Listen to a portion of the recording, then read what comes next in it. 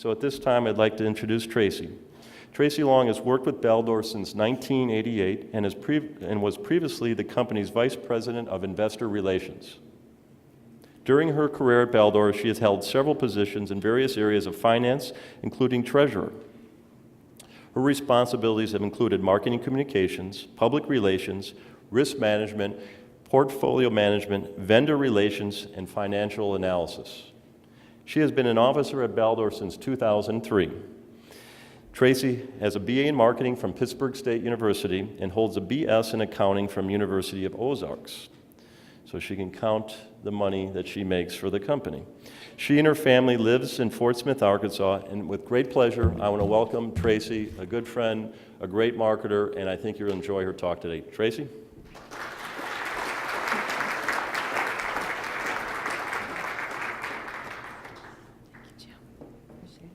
Well, good morning, everybody. I sure am glad to be here. This is a very exciting opportunity for me. 3 things very quickly. As long as KU wins, my bracket really doesn't matter. That's the key point. Number 2, if you are in the process of building a website, my thoughts and prayers are with you, and you need them all. And let's see, my 3rd point is when you work on a creative team like I do and you're the only one who enjoys Excel spreadsheets, you kind of stand out, and my team hates me for that, especially when it comes time to review the financials at month end. So, Michael talked about being part of a B2B group of people, and I think that's what we're all here for. As Jim said, I've been with the company for a very long time, and what do? So we're an industrial manufacturer. We make electric motors sold under the Baldor Reliance brand, and we make mounted bearings and enclosed gearboxes sold under the Baldor Dodge brand, both leading brands in North America. Because we had such a great presence in this market, we were purchased by ABB 5 years ago, and we've been a proud member of the ABB group ever since, and it's been a really great experience to be part of such a large company with so many opportunities and so much support, and we've really enjoyed being a part of them. I hope you all have your paper and your pens handy, because you're going to need them a couple times during this session, so don't lose your space or lose your pen. But I want you to do 2 things. I want you to put 2 hats on today. I know we've talked about being B2B. I think we've all got things in common here today, in that we all either make things or we make services or we make stuff that help other people make things or services or stuff that ultimately help somebody buy something. So what I really think we are is B2C in a different way. I think we're business, so put your business hat on, think like your business. Who are you marketing for? And then think about the C. Who are you talking to? Who is your customer? Who is consuming the stuff that you're putting out there? But we're going to be business to customer today. And you need to put both of those hats on, because you can't market to somebody unless you know what they're thinking and unless you think like them, so that you know how to receive that information and make sure you're putting the right information out. All right? So we've got our 2 hats on today. So as Jim said, we set out a couple years ago to create the ultimate destination site, something within the industrial space that people would enjoy going to, staying on for a while, kicking back, hanging out. We really wanted to be the go-to place. And so when I think about vacation, and it's spring break back home for me, I'm in Arkansas. A lot of our folks are out this week. I know some of you probably are getting ready to go as well. So when I think about vacations, I think, what do people look for in their ultimate destination site? And for some people, that might be, cooking out on the grill with friends, going to the local barbecue joint. For other people, it might be going camping, and that's a great option too. And for other people, you just want to go to that place off the beaten track that has a great view, it's quiet. But for me, and I suspect some of you are like me, you want it all. You want the all-inclusive. You want the towels, you want the premium liquor, you want the chairs on the beach. You want them lined back up the next morning, exactly like they were when you came out last night. You want the bar, not only just in the pool, but out by the side. You want all those things. That's what I want when I go on vacation. I don't want to have to lift a finger. I want to be completely taken care of. And at a place like that, they take good care of you because they want you to come back, and they want you to bring your friends, and they want you to stay. So that's what we wanted to do. We wanted to create a place where you could stay. But it took a lot of self-analysis and a lot of recognizing what we weren't doing well anymore. So in 2012, we started that, and we looked back at our website at the time at Baldor.com. Baldor.com had been created in 1998, and it was the best there was. Customers told us that. We can find any motor we want.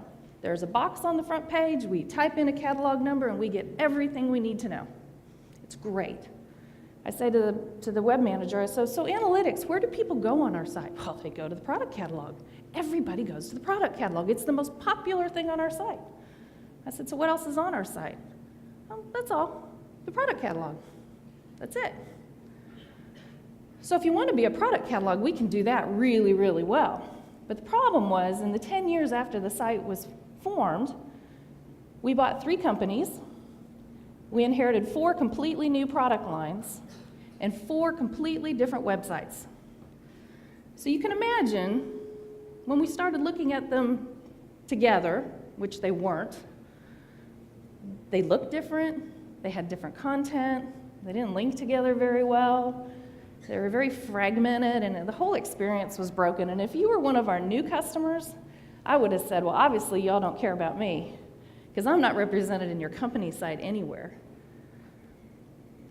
And you weren't, and that was wrong. I mean, it looked like we didn't care, but we did, and so it was time to set out to do something different.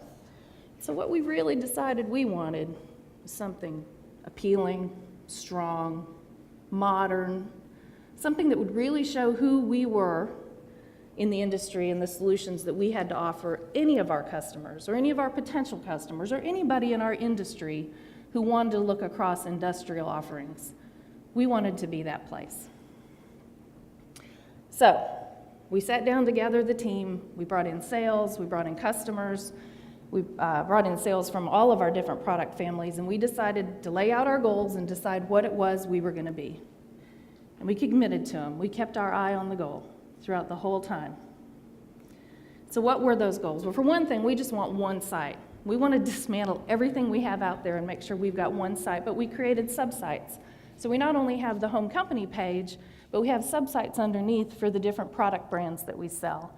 And that way, each product brand has its own environment, its own view, but everybody kind of looks and feels the same way, even if the coloring scheme might be a little bit different. We wanted to make sure we had a positive user experience, and we'll talk about that a couple times today. It's really important that the customers enjoy being there and that they want to come back and that they find it easy to use your site, because otherwise it really doesn't matter what you have on there, they won't come back. We wanted to make sure then that the content was valuable. You know, we've got a lot of experts in our field, in our business. We know a lot of stuff. We've done a lot of stuff. We've been around since 1920. Some of our brands have been around since 1888. We know how to do stuff in the aggregate world and in the mining world and in the food and beverage world. We've got some great ideas. So we need to make sure that we present the stuff that our customers want to know about. Jim talked about it. Your content has to be timely, it has to be new, it has to be fresh, we have to rotate it. We have a calendar, an editorial calendar that we maintain to make sure that we're posting new banners and posting new articles, whether it be our own articles, whether it be third-party news. We got to have stuff out there all the time so that every time you come in, there's something new to look at. And all of this was to make sure we became that industrial destination site. That was the goal, the ultimate destination site. All right, so for those of you who have done this, and for those of you who are partway through it, not knowing how long you've been through it, would anyone agree with me that this is not a project for someone with a short attention span? Yeah? Okay. Our project took over 2 years. Our core team of folks were 7 to 10 people, both from the web marketing team who report to me, and then the web development team who works with the IS group. And those guys literally sat in a conference room together for months on end in a war room sort situation to work on this project. And it really took that kind of an effort. We collected feedback from our customers. We knew, besides the product lookup box on the old website, we knew the kinds of things they wanted to see in a website, and we knew the kinds of ways that they searched. And we asked them questions: what would you like to see? What do you not want to see? What makes the experience more pleasant? And so we had our voice of the customer feedback that we used. We actually invested in a new CMS platform because our goal was something that would be stable, secure, it had to have the right components, and our development team actually created components so that as we add new features to the site, it's very easy to drop things in, take things out, in such a way that our marketing team can do more of that and not rely on the developers for all of the help that they want to get. And then we made it responsive. We were all very frustrated with the look of our site as we moved to our phones and our tablets, and it was just hideous to look at and you would never tell anyone go to our website because it was almost embarrassing at some point in time. But now it's beautiful, no matter which way you look at it. During all this process, we're also working with product managers who are collecting data for us. I don't know how many of you have product managers that you work with, but a lot of them store their data closely in spreadsheets and files and places that you can't use to feed a website. So we had to get all of those into a platform whereby we could feed it to a website and then maintain it. So we've worked with product management to streamline their processes to keep that data up to date. And then we also worked with our content team to talk about what are the kinds of things engineers and buyers and users want to hear, and how are you going to provide that on a regular basis? Because if we're giving you this space, you've got to have the stuff to put in it. So all of these things have to happen simultaneously. All right, so the work began midsummer, early 2013. And we built components, and we designed the site, and we laid it out, and we loaded data, and we took out some of the components, and we rebuilt the components, and we reloaded more data, and we tested it, and we reloaded more data, and we tested it, and we had to fix some more things. And it was just overwhelming. I mean, there were times when I think the team was just ready to walk out. And you would think it wouldn't have to be that way, but it was so much stuff to have to pull together. And they had a great project list, but it was pages long. But every step had to be followed or this wasn't going to work. And they methodically worked their way down through it until they got to early 2015.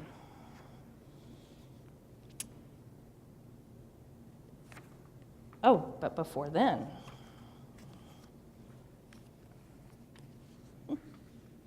we still had some work to do. So we think about laying out our website. We know that we're going to have content. We know that we want a good user experience. We know that we've got a lot of work to do, but so now we've got to think about all the things that go into it. So we wanted to lay out the pages themselves. And when you think about how people read a page, think about how you read a page. If you've got a page up on your laptop, and some of you do, think about how your eye scans that page. We know that you scan a page in a Z shape traditionally. And so that was the basis of how we wanted to lay out our components and how we wanted to lay out our content. And if no one seems to know that in your organization, just go to a product manager and say, hey, I'm going to put your stuff at the bottom of this page. Is that okay with you? And someone's going to go, no, I want my stuff up at the top. I want it up there on that upper right-hand side, or maybe the upper left-hand side. Don't put me at the bottom. Nobody goes to the bottom. So even if you don't know that factually there is a Z shape, you know where you want to be when it comes to a page like that. Location, location, location. You wanted to make sure we knew that when we were creating our page. So then we thought, okay, but if this is going to be an all-inclusive, ultimate destination site, what are the things we have to have on it? I mean, we know we want important things, and we know we want content, but where do the things go? And what are the things we're going to have? So then we start asking ourselves questions like, where is the swim-up bar? Where do I get my towels? Where's my cabana? And by the way, at the end of the day, how do I get back to my room? I mean, do I have to go back through the lobby to get to my room, or can I just get there? So it's not just a matter of putting things in the right place on the page, it's thinking ahead to how is a customer going to move through your vacation site, your destination site. Because really, we want them to stay. We want them to kick back, relax, hang out, look at everything you want to look before you head on back to your room.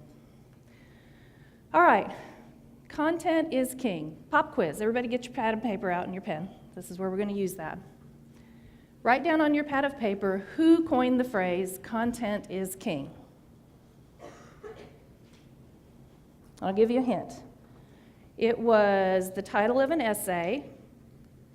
that ended with this phrase: those who succeed will propel the internet forward as a marketplace of ideas, experiences, and products, a marketplace of content. All right, so you have your name written down? Bonus points to those of you who can write down what year was this said. What year did this essay come out? Okay, pens down. The answer is Mr. Bill Gates. How many people got Bill Gates? Oh, nice. How many people got 1996? All right, well, whoever got Bill Gates, you can have bonus points just for that, because that's a pretty good guess. And he's right. We all know that. We all know that you can create the fabulous, most amazing place, but if you don't have good stuff to put on it, why go? I mean, I could go to a most amazing resort, but if there's no food, and there's no drink, and there's no chairs on the beach or towels, it's not what I had in mind. So you got to have the content. And what we've realized is that people coming to see you have an expectation, and the experience that they have and what they leave with will determine whether or not they come back.